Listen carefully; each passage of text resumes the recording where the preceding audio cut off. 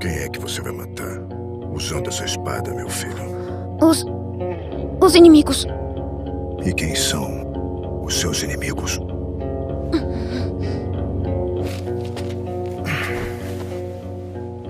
Escute com atenção, Thorfinn.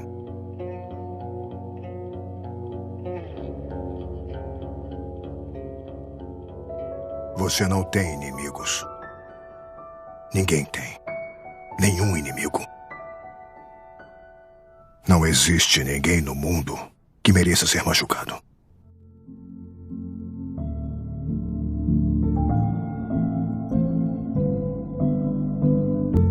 Ou será que talvez nós mesmos somos nossos próprios inimigos? E por que eu falo isso? Simples, se nós somos nossos próprios inimigos, então temos a capacidade de nos ferir e machucar o próximo. E isso não acontece do nada. Isso é algo que nós mesmos proporcionamos, pois você que é o responsável pelas suas próprias escolhas. Então, desde que você esteja disposto a sofrer as consequências por elas, sendo elas boas ou ruins, então nesse caso, se for ruim, então você tem a força para superar e continuar seguindo em frente, porque o verdadeiro inimigo é nós mesmos. E meus amigos, com esse começo de vídeo, eu posso afirmar uma coisa: eu sabo muito. Olá pessoal, meu nome é John, mas podem me chamar de Galaxy. Sejam bem-vindos ao canal Galaxy Draw. E sim, finalmente saiu o segundo vídeo do canal, pelo amor de Deus. E caso vocês não tenham visto o primeiro vídeo, ele foi sobre Evangelho, e para um primeiro vídeo ele deu um trabalho do caramba. Já que nós começamos o primeiro vídeo com um anime com 0 engajamento no YouTube atualmente, então com o segundo vídeo tem que ser um anime com menos engajamento ainda. E sim, meus amigos, nós iremos falar hoje de Saga da Vinlândia. Então já deixe seu like, se inscreva no canal, ative o sininho de notificações e bora pro vídeo.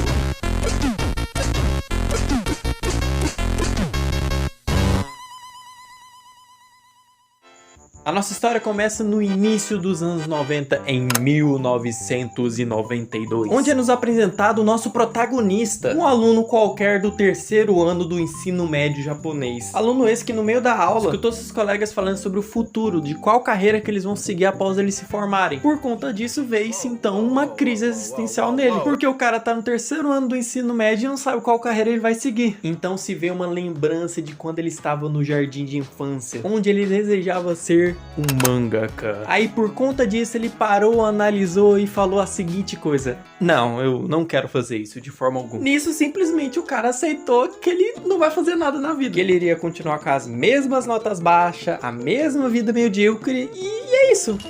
Viver assim. Mas no caminho de casa ele para e pensa um pouco: ih, rapaz, eu acho que eu me equivoquei um pouquinho na minha linha de raciocínio. Então se veio o grande questionamento na cabeça dele. Certo, eu odeio trabalhar, mas eu amo desenhar. Então de fato eu devo virar mangaka, mas eu vou trabalhar como mangaka. Então isso significa que eu vou odiar trabalhar com isso. Mas se eu me dedicar muito, então talvez eu goste de trabalhar com isso, superando as dificuldades. Então por conta desse grande pensamento filosófico da parte dele, então ele aceita e resolve seguir a carreira de mangaka. Mas como ele nunca fez um mangá em toda a sua vida, e ele só quis seguir essa carreira por conta de um sonho de infância, então de início ele não poderia começar a carreira dele sem quaisquer experiência, pois ele precisaria aprimorar seus conhecimentos de desenho, narrativa e saber como trabalha e como funciona a indústria de mangás no mercado. Então de início de carreira ele resolveu ser um assistente de mangaka. Enfim, depois de tudo isso que eu contei pra vocês, vocês podem estar imaginando quem é esse cara que eu tanto conto a história dele. Simples, o nome dele é Makoto Yukimura, ou Yukimura Makoto, o criador de Vinland Saga.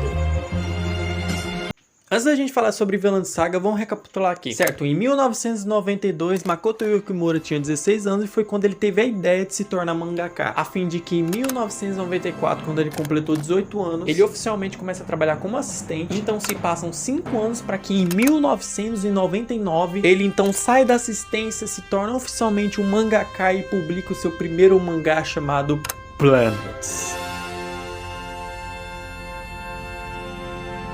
Sobre esse mangá não vou me estender muito. A história se passa em um futuro distópico e cyberpunk, que nada mais nada menos é um futuro que tá tendo tantas viagens espaciais, que tá chegando ao ponto de gerar muito lixo espacial, ao ponto de afetar sim as viagens. Tem uma cena muito interessante que acontece na introdução do anime, onde através da direção é focado em duas coisas: um parafuso vagando no meio do espaço e uma nave espacial com uma grande tripulação. Nisso a direção nos cria uma dúvida: o que um parafusinho de nada vai fazer contra uma nave espacial gigante? Então é aí que esse parafuso ele só encosta na nave e estoura quase toda a janela dela, mostrando pra gente o como uma pequena coisa pode gerar um grande estrago. E só por conta desse parafusinho um monte de gente poderia acabar morrendo por conta desse acidente. Então é aí que surge o nosso protagonista, que o nome dele é Hashimaki, e o trabalho dele é ser coletador, que nada mais nada menos são astronautas que têm a única função de coletar esses detritos espaciais. Então ele trabalha com isso para ele poder juntar o dinheiro e comprar sua própria nave espacial. Sobre Planet não tenho muito o que falar. Ele tem uma história sim legal, interessante, instigante, só que ao mesmo tempo ele não é para todo mundo. Ele tem muita contemplação e em alguns momentos da história fica muito complexo para entender logo de cara, e ao mesmo tempo ele é muito parado, fazendo com que o otaku médio, a grande massa, não tenha interesse em acompanhar essa história. E por conta disso, uma coisa interessante de se comentar é que logo depois vem Vinland Saga, e já logo de cara a gente percebe que o começo de Vinland Saga ele é muito mais rápido, já entrega tudo de bandeja comparado a Planet. E isso é interessante porque depois de um certo ponto na história de Vinland Saga, a história ela começa a ficar um pouco mais parada comparado ao começo. Por conta disso, muita gente se afastou da obra e começou a criticar ela por conta dela tá o quê? Mais parada. E isso não é um problema, isso é algo que o autor se sente mais confortável de escrever, e também isso é por pessoa. Tem gente que vai gostar de uma trama mais lenta e tem gente que vai gostar de uma trama mais rápida. E também tem um motivo muito claro do porquê que isso aconteceu. Primeiramente porque inicialmente o mangá de Vinland Saga ele era semanal, então por conta disso ele tinha que entregar as artes no prazo, e na história ele tinha que ser o mais direto possível para não ter enrolação e entregar logo os capítulos para a editora. Mas isso muda quando o mangá ele vira mensal. Então por conta disso aquele prazo que era de uma semana para poder entregar os capítulos agora se tornou de um mês. Então claro que ele vai ter uma dedicação maior na hora de finalizar suas artes e um capricho na hora de escrever a sua história, e também uma melhora gradual do seu traço ao longo do tempo.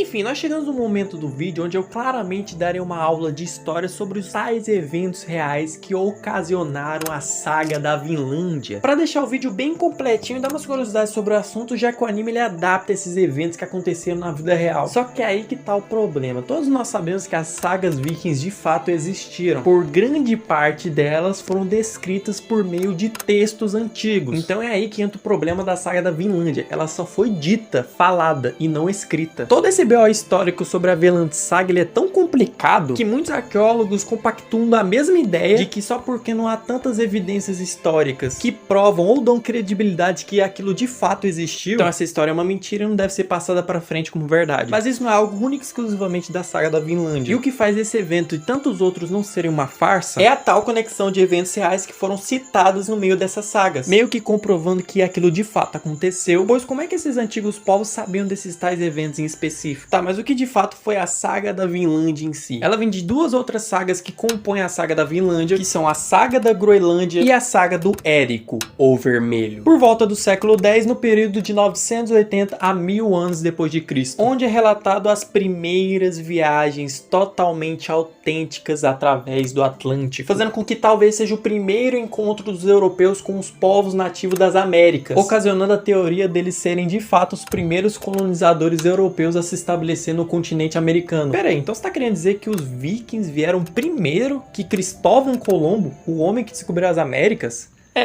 É meio que é isso. Mas vamos entrar em um consenso que ele não descobriu nada. Pois já tinha gente morando lá, que eram os povos indígenas. E a questão dele do descobrimento é mais no quesito de, em muitas aspas, o primeiro contato dos europeus no continente em si. É aí que vem novamente o problema, né? A Vinland Saga, ela aconteceu 500 anos antes. Então, não faz sentido ele ter sido o primeiro, sendo que 500 anos antes vem a Vinland Saga e os vikings vieram primeiro. Enfim, e caso vocês não tenham pegado ainda, a tal da Vinlândia que eles tanto procuram é as Américas, bem na América do Norte, na divisa dos Estados Unidos para o Canadá, por aí. E é isso que a gente tem, porque não se sabe onde que fica a real Vinlândia na história. E é aquilo que eu falei anteriormente, eles fizeram toda essa jornada, eles chegaram num lugar, só que eles não documentaram isso, entendeu? E é aí que entram os nossos personagens nessa história. Primeiro vamos falar do nosso querido Orfinn Karlsefni, ou Thorfinn, onde ele foi um grande explorador islandês e não foi um guerreiro, como é retratado no anime. Onde houve sim uma adaptação e reimaginação do nosso querido Makoto, né? Mas na realidade mesmo, é ele que liderou o assentamento na Vinlândia. Junto com quem? O seu queridíssimo irmão, Leif Erikson. Que no anime não é seu irmão. Onde lá no anime ele é só um amigo da família do Thorfinn e um contador de histórias. Só que tanto no anime, tanto na vida real, ele foi um grande explorador marítimo. E é no meio dessas navegações que ele encontrou a tal terra que ele nomeou de Vinlândia. E uma curiosidade é que ele é filho de Érico, o Vermelho. E a história dele é o seguinte: após ele ter sido exilado da Islândia, ele então inicia uma expedição e por conta disso ele acaba colonizando a Groenlândia. Então se passam alguns anos depois que ele se estabeleceu no lugar, e lá ele acaba escutando a história de uma tal terra que supostamente um cara foi lá e visitou esse lugar, um tal de Bjarne Jorsson, que contou essa história pro Érico, falando dessa tal terra maravilhosa de uma forma bem fantasiosa. Aí depois ele conta essa história pra todo mundo que morava ali, pra vir com a ideia de poder colonizar esse lugar futuramente. Só que de tanto ele falar, ele não fez, ele não seguiu em frente com essa ideia. Aí, o que acontece? Quem escutou essas histórias dele, desse tal lugar, foi o filho de Érico, o Leif. E por conta disso, no final ele acaba sendo o primeiro a colonizar essa tal terra e nomeando ela de Vinlândia. Nisso, o Leif ele acaba levando o Thorfinn pra tal da Vinlândia e lá acontece uma das curiosidades mais interessantes desse vídeo, onde supostamente a primeira criança a nascer na Vinlândia é o filho do Thorfinn, fazendo com que o filho dele seja a primeira criança com descendência europeia a nascer nas Américas, que seu nome é Snorri Thorfisson. Agora vamos falar uns nomezinhos aqui para finalizar essa aula de história. Primeiro vamos falar do Thorkel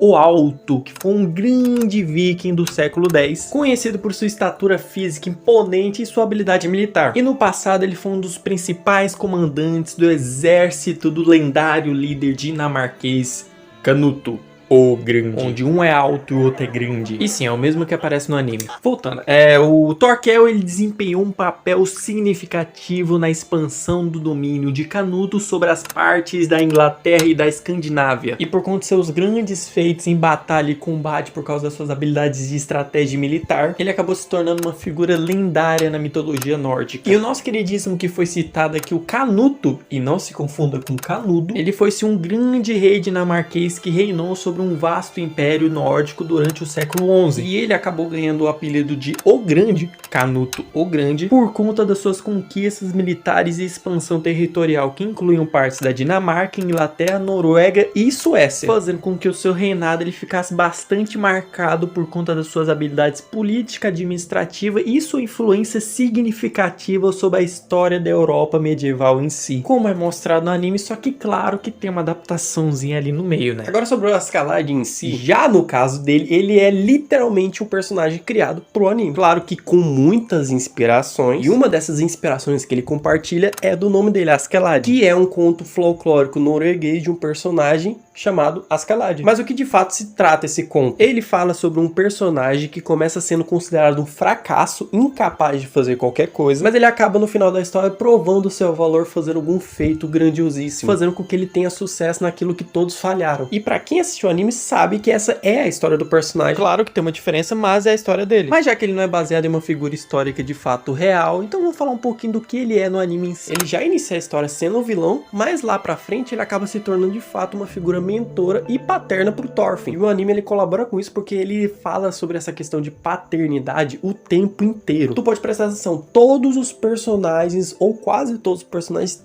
tem alguma questão ou problema com o pai. Vai desde o Thorfinn com o pai dele, o próprio Askeladd que vira uma figura paterna pro Thorfinn, e o Askeladd também tem todo aquele problema com o pai dele. O Canuto que tem um servo que tem uma figura paterna maior que a do seu próprio pai. E isso e muito mais. Olha, por exemplo, os personagens que pegam o Thorfinn como escravo. Todos eles ali têm alguma questão paterna. Enfim, vocês já entenderam, né? Agora pra finalizar sobre o Askeladd, como o anime ele foi obviamente baseado numa história viking, então nosso querido Makoto teria que fazer algumas pesquisas sobre o assunto. Então em 2013 ele foi para Noruega e na Escandinávia para fazer algumas pesquisas sobre os vikings, e lá ele acabou conhecendo o Rosberg, um barco viking real, que segundo ele foi o barco mais bonito que ele já tinha visto, e no final acabou sendo usado de inspiração para ser o barco do Askeladd no anime.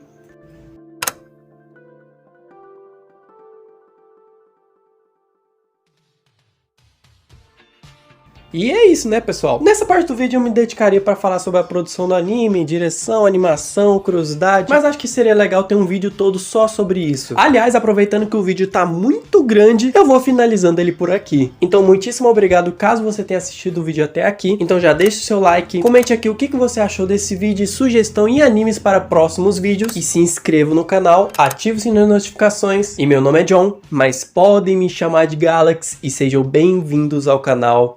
Yeah.